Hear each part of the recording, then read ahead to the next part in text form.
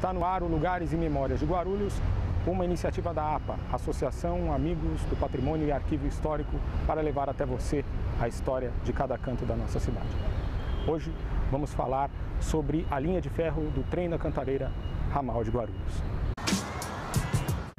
Para contar a história do trenzinho, entrevistamos o historiador Silvio Ribeiro, autor do livro Destino Guarulhos, a história completa do trem da Cantareira. Os trens sempre tiveram um papel importante na história das pessoas. Não importa se a distância a ser percorrida é longa ou curta, se a viagem é demorada ou breve, se os assentos estão lotados ou vazios. Nos percursos do dia a dia, nas histórias dos filmes e novelas, nas canções e até mesmo nos desenhos animados, esses gigantes de ferro nos levam pelos mais diversos caminhos, num vai e vem que não tem fim. Com o trem da Cantareira, não poderia ser diferente. Vamos viajar no tempo para conhecer sua história e suas curiosidades num percurso que vai muito além dos trilhos. Acomodem-se e boa viagem! Existia uma linha de trem em Guarulhos. Passava por aqui. A linha Estrada de Ferro da Cantareira, ramal de Guarulhos, tinha 14 estações. O percurso iniciava no Tamanduá ATI e terminava em Guarulhos, que era a 13ª estação, sendo que a 14ª era exclusiva dos militares da Força Aérea Brasileira. Mas quais foram os motivos que levaram à construção dessa importante via de ligação entre as duas cidades? A semente que originou a Estrada de Ferro Companhia Tremway da Cantareira surgiu da necessidade de transportar materiais de construção como areia, pedra, tijolos, telhas e madeiras. Além disso, nos anos de 1890, a cidade de São Paulo ainda não contava com uma rede de abastecimento de água potável. Em 1905, o sistema Cabo Sul foi inaugurado com 3 reservatórios localizados nas cabeceiras dos rios Engordador e Barrocada, e o papel do trem foi fundamental, pois, por meio dele, os materiais de construção eram transportados até a estação Cantareira. De lá, seguiam em carros de tração animal até o alto da Serra da Cantareira, local onde ficam os reservatórios. Essa foi a primeira construção de concreto armado do Brasil. As ruínas do aqueduto ainda são encontradas pela Vila Mazei, na zona norte de São Paulo. O primeiro reservatório que abastecia São Paulo a partir da Cantareira foi lá em cima da serra, foi o trem que levou material, cimento, ferro e outros materiais para construir os represamentos lá, iniciais, lá naquele cantão. Nada com a represa do Cabo Sul. A represa do Cabo Sul já é uma outra história. O pessoal confunde muito isso aí. A represa do Cabo Sul é uma outra história, é uma sequência de coisas. Primeiro construiu-se lá em cima o represamento do sistema do rio Borrocada, que era lá em cima, no alto da serra. Aí represaram lá e começaram a trazer água com tubulação. Fizeram uma tubulação, como é alto lá, 1000 e tantos metros de altura, trouxeram para o sistema de gravidade. Descia sem bomba, sem nada, só uma tubulação de 60 milímetros. Os primeiros trens tinham uma estatura pequena e a bitola de seus trilhos era distante entre si na medida de 60 centímetros. Por esse motivo, ganhou o carinhoso apelido de Trenzinho da Cantareira. Os trens soltavam fagulhas de brasa, pois eram movidos a carvão, e isso queimava a roupa dos usuários. Apenas em 1959 chegou a Guarulhos o trem movido a diesel. A grande locomotiva trouxe alguns acidentes, pois passava por lugares apertados. Pessoas chegaram a sofrer amputações quando, por descuido, colocavam os braços para fora em locais estreitos. Houve também casos de morte de passageiros que caíram ao viajar pendurados nos estribos.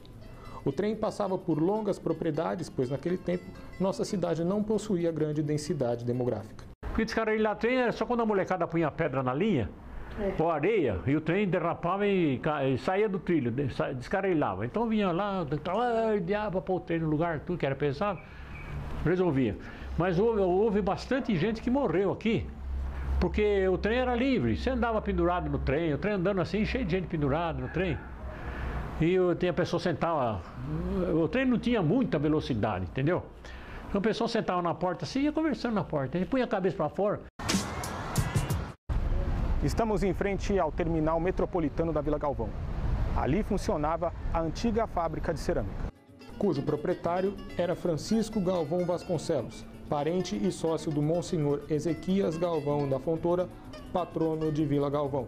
foi construída estrategicamente próxima à estação que levava seu sobrenome. Dessa maneira, sua produção escoava pelos trilhos rumo a São Paulo. Em 24 de dezembro de 1915, véspera de Natal, era solenemente inaugurado o ramal guarulhense. Da estação Areal saía o trem rumo a Guarulhos, exatamente onde hoje está localizada a estação Carandiru do metrô.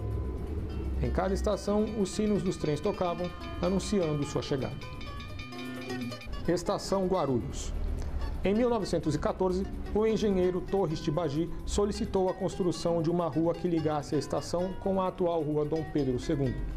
Com a aprovação da Câmara Municipal, o prefeito Gabriel José Antônio providenciou a obra da Rua da Estação, atual Cerqueira César. Naquela época, o local era todo composto de mata. O ramal de Guarulhos foi inaugurado em 4 de fevereiro de 1915. O trem teve como primeiro viajante o arcebispo metropolitano de São Paulo, Dom Duarte Leopoldo e Silva. A recepção foi feita pelo padre Celestino e a banda Lira de Guarulhos, que esperavam o arcebispo na estação Guarulhos. Logo após, houve uma missa celebrada na Igreja Matriz. Hoje há uma réplica da estação Guarulhos. A locomotiva exposta em frente ao imóvel se chama Dona Joaninha. Apesar de ser idêntica ao trem que passava pela cidade, ela nunca chegou a percorrer o ramal. Já a Casa Amarela era a moradia do chefe da estação. O prédio é uma das poucas memórias vivas dos tempos do trem. O governo de São Paulo autorizou que esticasse o trem de lá de Jaçanã até na Vila Galvão. Para poder fazer o quê? Transportar o material que era produzido ali na cerâmica. E a cerâmica era tão importante que todos os materiais que produzia ali era tudo encaminhado para a capital. Antes de vir o trem, esse material aí também era transportado para São Paulo, era transportado até na beira do Tietê, punha nas barcaças lá e levava navegava até na Ponte Grande. Estação Vila Galvão.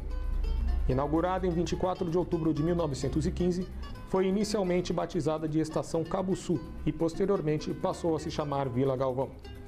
Os primeiros chefes de trem foram Joaquim e Antônio Rabelo, pertencentes a uma tradicional família da região.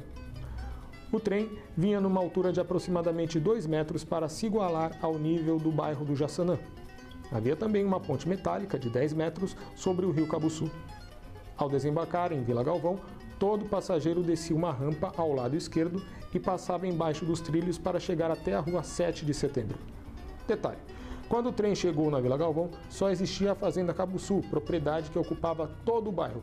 Apenas em 1918, o local foi loteado.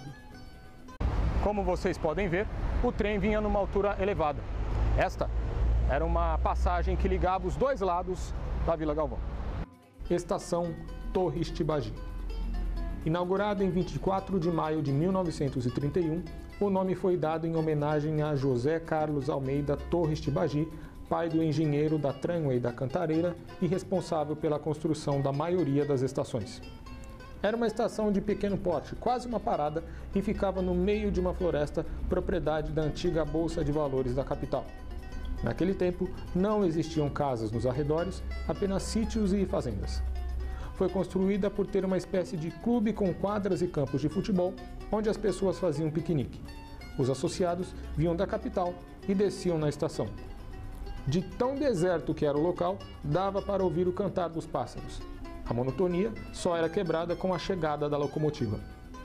Uma curiosidade: as brasas do trem causaram pequenos incêndios nos capins secos em volta de Torres Tibagi. A estação Torres Tibagi é um caso de discórdia entre os pesquisadores. Alguns acreditam que ela se localizava ali, onde hoje se encontra este prédio marrom. Outros dizem que a estação ficava aqui. Já outros acreditam que o verdadeiro local da estação era aqui, em frente ao Esporte Clube Vila Galvão. Estação Gopoúva. Inaugurada em 31 de dezembro de 1922, essa edificação deve em muito ao Sanatório Padre Bento. Isso porque os rancenianos desciam em Gopoúva para seguir a caminho da internação compulsória.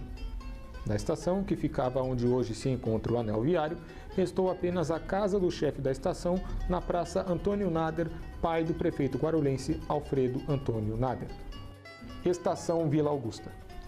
Inaugurada em 1º de fevereiro de 1916, a estação ainda está em pé e se localiza entre o anel viário e a Rua Augusta, a aproximadamente 2 metros acima do nível da rua.